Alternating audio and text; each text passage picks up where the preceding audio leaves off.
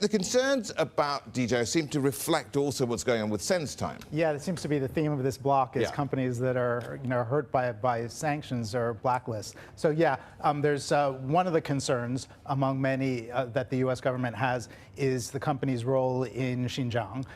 The other concern that a lot of people in Washington are now expressing is that this is a company that, because of its popularity in the U.S., because they've sold so many of their drones across the country, they're collecting a lot of data. These drones are flying all over the place, collecting information about people, about places, and critics of the company say that that's data that will be available to Chinese intelligence.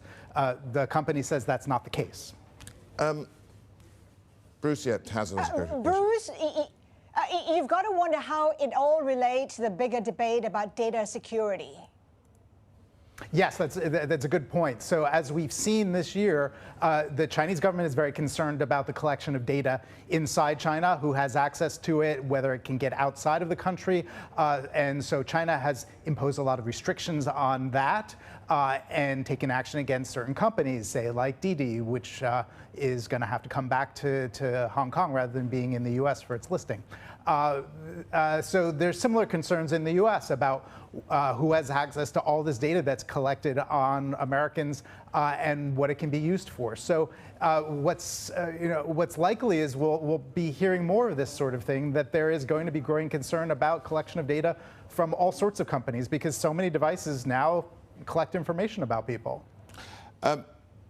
How is DJI responding to all this? Well, so they say that these allegations are unfounded. The company is pushing ahead with expanding its offerings. They're really going all out when it comes to offering more consumer drones.